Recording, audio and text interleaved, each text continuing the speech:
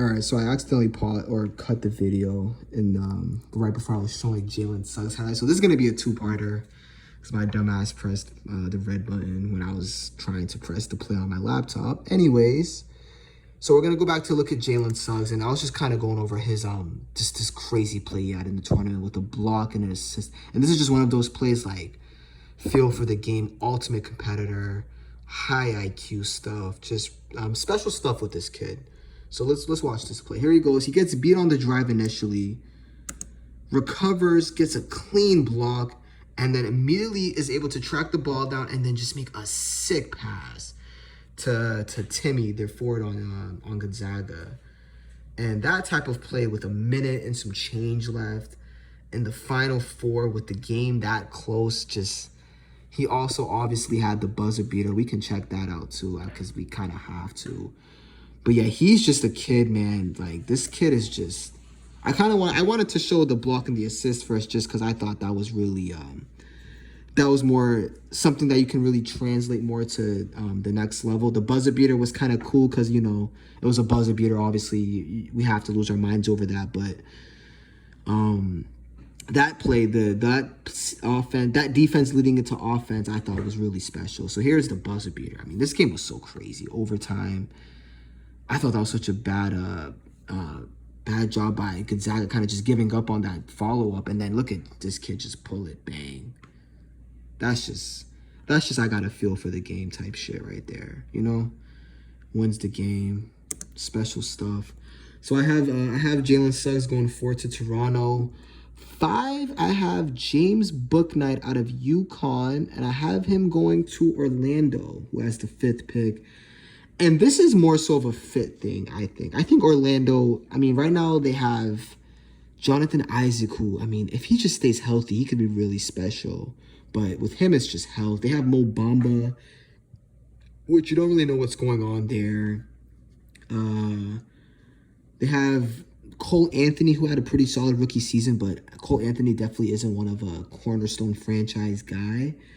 Michael Carter-Williams. I mean, it's one of those teams that's just really confusing when you look at them on paper.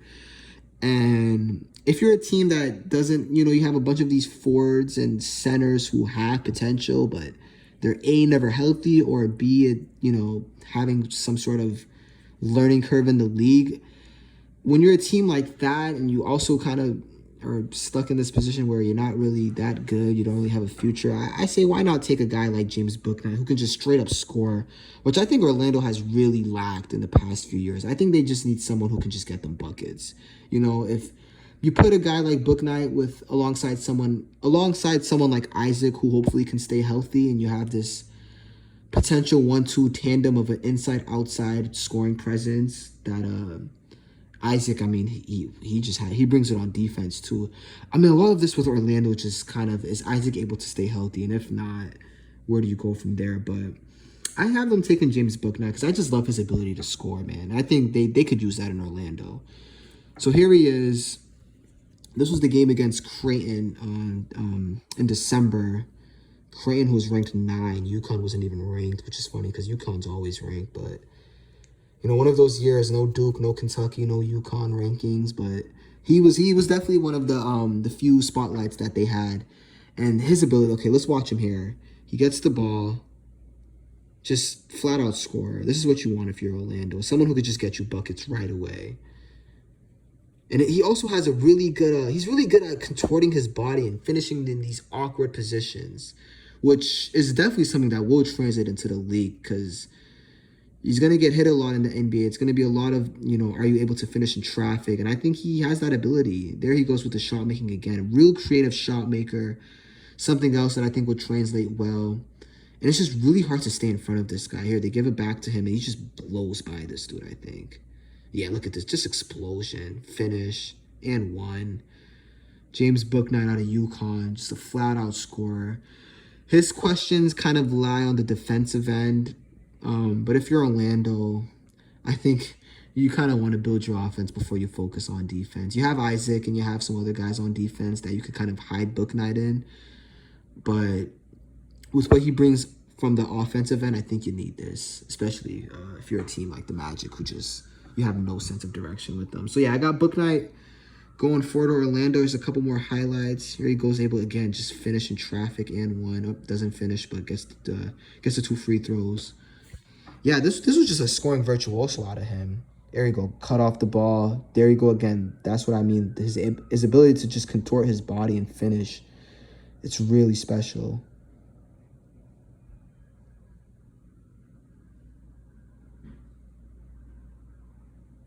Here he goes on the pull-up, cash. The shot could use some work. The mechanics aren't really the best, but I don't know. He has a knack for scoring, and Orlando, you guys need that. So yeah, I got Book Knight going 5 to Orlando. 6, I have OKC. Well, OKC has the 6th pick, and I got Kuminga going to OKC. So Kuminga is a guy coming out of high school was one of the top prospects because he's just this 6'8". I mean, 205. This you talk about Mobley being a freak. This dude's a freak himself. He can just really young, 18 years old. I think he's going to be 19 when he plays, if I'm not mistaken. Yeah, he'll be 19 years old around the time the season starts. Played on the same team as Jalen Green for the G League Ignite. And this dude was just, coming into, before, coming out of high school, I should say, there was a lot of hype because he's just really raw, really special talent. A lot of, I don't want to say Giannis comparisons, but a lot of, parallels drawn to Giannis in the fact that he's this really raw talent with all these physical abilities. And, if he's able to kind of just put it all together, he could be really special. A lot of people feel as if ceiling-wise, he has the highest ceiling, which you kind of can't disagree with when you see some of these moments that he has. He did have a rough G League season last year, which kind of dropped his stock, but he's still a pretty good player. And I think OKC, you have Shea. I mean, who knows what the hell they're going to do with Sam Presti, just such an unpredictable GM. He has all these #1 picks. I mean, hell, there's even talk of him possibly trading that up to #1 to either try to get Mobley or Cade. So you don't really know what OKC's gonna do. You never know with Sam Presti, but I mean Kuminga. Let's kind of watch here. Here's his ability. This is just good pass, underrated passer again. Him and Mobley, both 2 underrated passers. Here he goes again. He kind of just has an isolation. It's just he has moments, man. Good finish, real athletic. The shot, I don't really trust it, to be honest. It has a lot of work to do. It's really inconsistent. But that's what you like. When he's able to put his head down and kind of finish, this is what you really like out of Kuminga. And then him in the fast break again, just good pass there. And there's this boy Jalen Green on the dunk. Here he is again, a little isolation. Again, he has moments, especially one-on-one, where it's like, man, this guy can kind of just flat out get to anywhere he wants, and he's a freak athlete. Look at that, he kind of just moves the guy out his way on that play. But with Kuminga, it's defensively, he gets lost a lot. He's not always engaged in.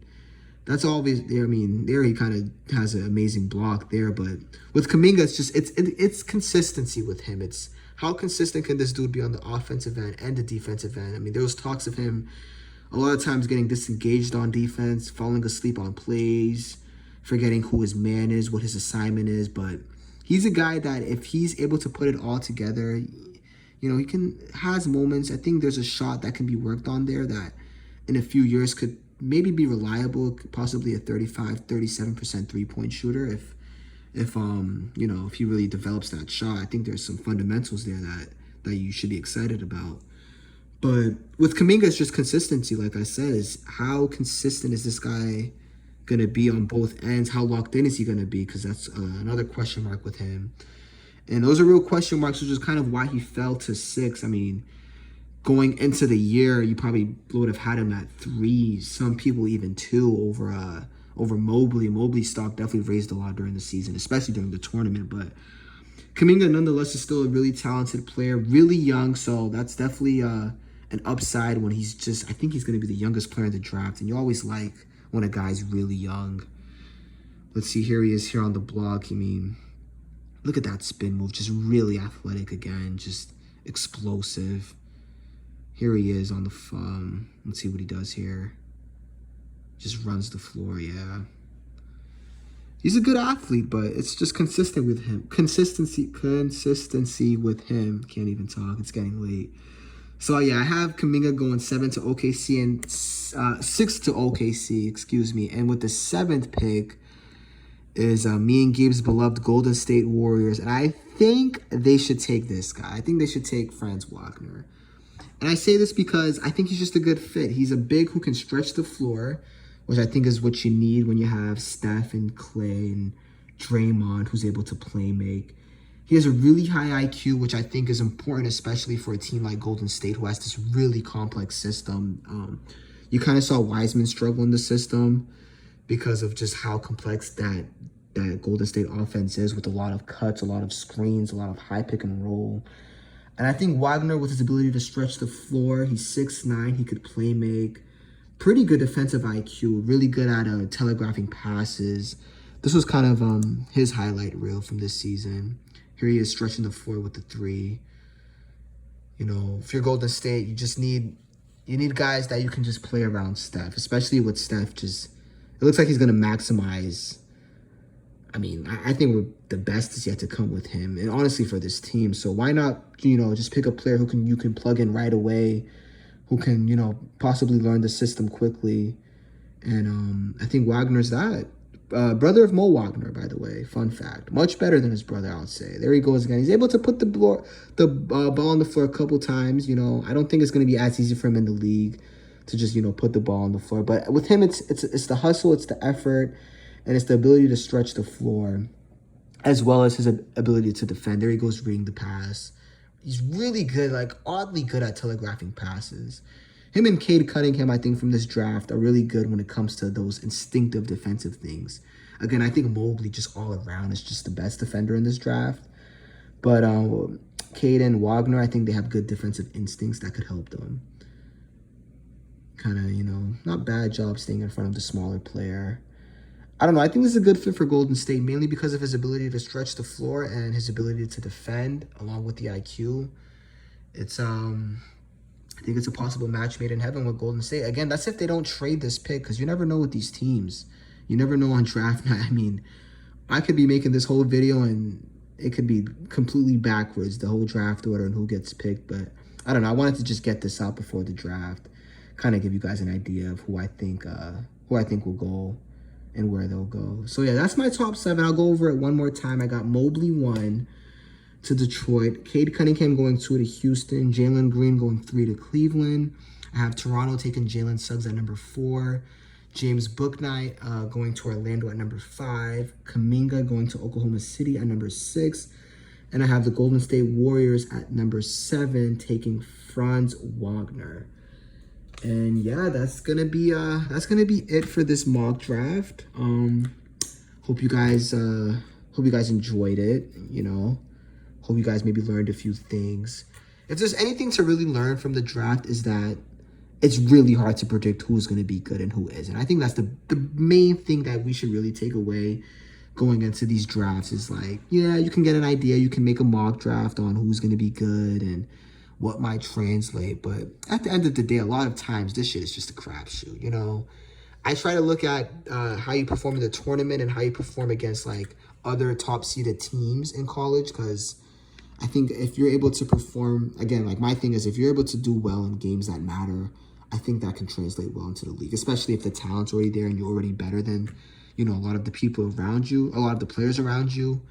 I just want to see how well you do in big games. And some of these guys performed well in big games. Mobley, I think, was the best when it came to that, which is part of why I have him going 1.